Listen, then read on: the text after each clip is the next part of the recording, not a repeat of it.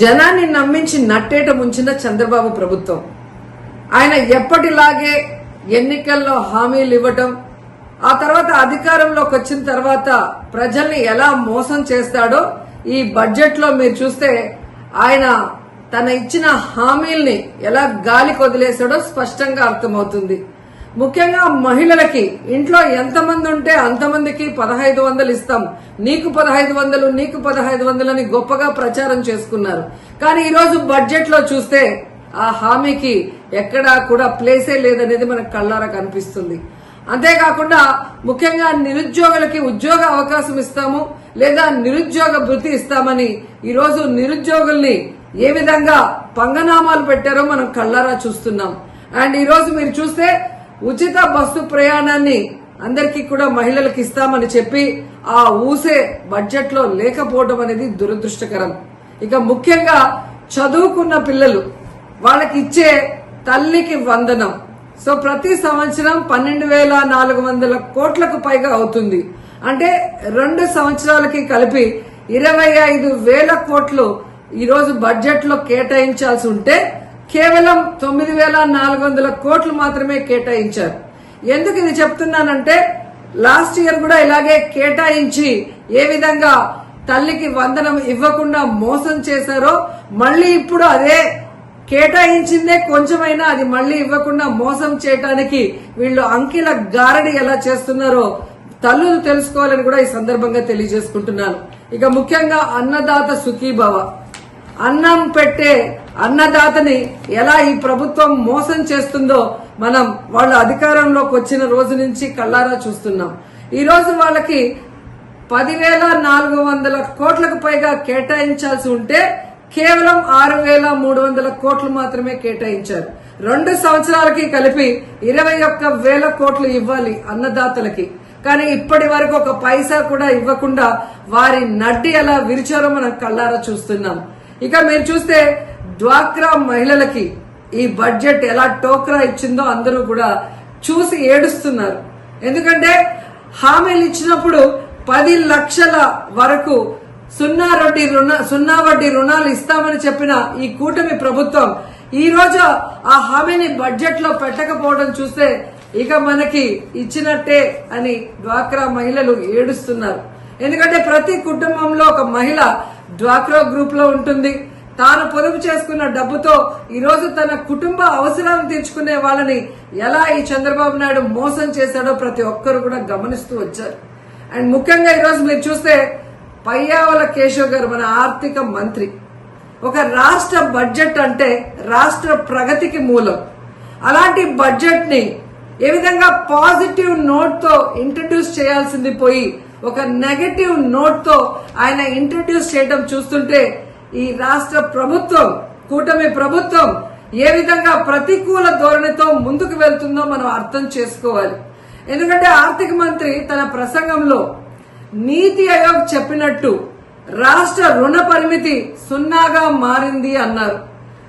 మరి అదే మంత్రి ముగుస్తున్న ఆర్థిక సంవత్సరానికి 1,00,000 కోట్ల అప్పులు చేశాము, ప్రస్తుత ప్రవేశపెట్టిన ఈ బడ్జెట్ అంచనాల మేరకు ఇంకా 75,000 పైచిలుకు కోట్ల రూపాయల్ని అప్పులు చేయబోతున్నామని ఎలా ధైర్యంగా చెప్పారో ఆయన ఈ రాష్ట్ర ప్రజలకు చెప్పాల్సిన అవసరం ఉందని కూడా ఈ సందర్భంగా తెలియజేసుకుంటున్నాను. ముఖ్యంగా మన రాష్ట్రంని ఈరోజు మీరు చూస్తే హిరోషిమా నాగసాకితో రాష్ట్రాన్ని పోలిస్తే ఎవరైనా పెట్టుబడులు ఈ రాష్ట్రానికి వస్తారా? ఈ రాష్ట్రాన్ని బాగు చేయాలనుకుంటున్నారా, సర్వనాశనం చేయాలనుకుంటున్నారా అనేది ఆయన చెప్పాల్సిన అవసరం ఉంది. ఎందుకంటే ఈ రోజు పయ్యావుల కేశవ్ గారు చంద్రబాబు నాయుడు గారిని ఇంప్రెస్ చేయడానికి భజన చేయడానికే సమయం అంతా కూడా వెచ్చిస్తున్నారు తప్ప తను పెట్టే బడ్జెట్ ఈ రాష్ట్రానికి రాష్ట్ర ప్రజలకి ఉపయోగపడే విధంగా పెట్టాలి అన్న దాని మీద ఆయనకి కాన్సన్ట్రేషన్ లేదు అనేది మనం ఆ బడ్జెట్ ప్రసంగం చూస్తేనే అర్థమవుతుంది. వాళ్ళ అధికారంలోకి వచ్చి 9 సంవత్సరాలు అవుతున్నా ఇంకా జగన్మోహన్ రెడ్డి గారి మీద దుమ్మెత్తి పోయటం, అబద్దాలు చెప్పడం తప్ప మేము అధికారంలోకి వచ్చాక ఏం చెప్పాం, ఏం చేస్తున్నాం, దానికి ఎంత బడ్జెట్ కేటాయించాము అని చెప్పకపోవడం సిగ్గు చేయటని కూడా ఈ సందర్భంగా తెలియజేసుకుంటున్నాను. ఎందుకంటే చంద్రబాబు నాయుడు ముఖ్యమంత్రిగా దిగిపోయే నాటికి, జగన్మోహన్ రెడ్డి గారు ముఖ్యమంత్రిగా ప్రమాణ స్వీకారం చేసే నాటికి రాష్ట్రం ఖజానాలో 100 కోట్లే ఉంది. కానీ ఏ రోజు జగనన్న నెగటివ్ గా మాట్లాడలేదు. మేము చేయలేము, రాష్ట్రం అప్పుల్లో ఉందని చేతులెత్తేయలేదు. చక్కగా రాష్ట్రాన్ని పరిపాలించాడు, సంపదని సృష్టించాడు. తనిచ్చిన ప్రతి వాగ్దానాన్ని 99% ని ఏ విధంగా అమలు చేశారో ఈ రాష్ట్ర ప్రజలందరూ కూడా గమనించారు. కానీ మీరు, నేను కేంద్రంలో చక్రం తిప్పాను, నాకు ఇన్ని సంవత్సరాల అనుభవం ఉంది, విజన్ ఉంది, విస్తరాకుల కట్టుంది అని చెప్పిన మీరు రాష్ట్రంలో ఎన్ని అప్పులున్నాయి, రేపు అధికారంలోకి వస్తే ఏం చేయగలము, ఎంత చేయగలము అని తెలీదా? తెలియకుండానే మీరు హామీలు ఇచ్చారా? అంటే ప్రజల్ని మోసం చేయడానికి ఎంత దూరమైనా వెళ్తారా? ఈ రాష్ట్రంలో జగన్మోహన్ రెడ్డి చేసిన అప్పులు చాలా తక్కువ. చేసిన ప్రతి దానికి కూడా ఈరోజు వైట్ పేపర్ లో క్లియర్ గా రాసి చూపిస్తున్నాం. అన్ని కూడా మీకు కళ్ళ ముందే కనిపిస్తుంది. కానీ మీరు చేసిన అప్పులకి లెక్క లేదు, పక్కా లేదు. ఇచ్చిన హామీల్ని గాలికి వదిలేస్తారు. అండ్ సిగ్గు లేకుండా ఈరోజు జగన్మోహన్ రెడ్డి గారు తెచ్చిన వాటిని మేం తెచ్చామని గొప్పగా చెప్పుకుంటున్నారు.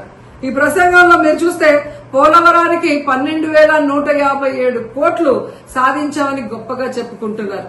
ఇదే ఆర్థిక మంత్రి పయ్యావుల కేశవ్ గారిని అడుగుతున్నాను, మీరు అపోజిషన్ ఎమ్మెల్యేగా ఉన్నప్పుడు, జగనన్న ముఖ్యమంత్రిగా ఉన్నప్పుడు కేంద్ర ప్రభుత్వాన్ని ఒప్పించి ఈ నిధుల్ని జగనన్న గాదా తీసుకొచ్చింది?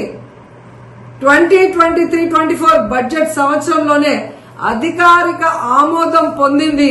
అప్పుడు అసెంబ్లీలో అపోజిషన్ ఎమ్మెల్యేగా ఉన్నా మీకు తెలీదా? ఎలా సిగ్గు లేకుండా అది మేం తెచ్చుకున్నాము అని మీ క్రెడిట్ గా చెప్పుకుంటున్నారో నాకైతే అర్థం కావట్లేదు. కనీసం దాన్ని సక్రమంగా ఉపయోగించి ఆ పోలవరాన్ని తొందరగా పూర్తి చేయండి అని కూడా మిమ్మల్ని కోరుకుంటున్నాను. అండ్ ముఖ్యంగా అమరావతి సెల్ఫ్ ప్రాజెక్ట్ గా నిరూపించుకున్నదని చెబుతూనే ప్రపంచ బ్యాంకు, ఆసియా డెవలప్మెంట్ బ్యాంకు నుంచి మేము అప్పులు తీసుకొస్తామని ప్రకటించడం ఏంటో, దీన్ని సెల్ఫ్ ప్రాజెక్ట్ గా ఎలా చెప్పగలరు? ఈ రాష్ట్ర సాయం అవసరం లేదంటూనే రాష్ట్ర బడ్జెట్ లో దాదాపుగా 6,000 కోట్లని కేటాయించారు. ఈరోజు మీరు ప్రవేశపెట్టిన దాంట్లోనే మనం చూస్తే, అంటే ఎవరిని మోసం చేయాలని? కేంద్ర ప్రభుత్వం కట్టాల్సిన అమరావతిని ఈరోజు అప్పులు చేసి కట్టడం ఎందుకు? ఈ రాష్ట్ర ప్రజల్ని ముంచేయడం ఎందుకు? ఈ రాష్ట్రాన్ని నాశనం చేయడం ఎందుకు నేను ప్రశ్నిస్తున్నాను. సో ప్రజలు గమనిస్తున్నారు. మాకు అనుభవం ఉంది, ఓటేయండి, మీకు అది చేస్తాం ఇది చేస్తామని ఈరోజు అన్ని వర్గాల వారిని, మహిళల్ని, నిరుద్యోగుల్ని, రైతుల్ని, విద్యార్థుల్ని, తల్లుల్ని ఏ విధంగా మోసం చేశారో ఈ రాష్ట్ర ప్రజలు గమనిస్తున్నారు.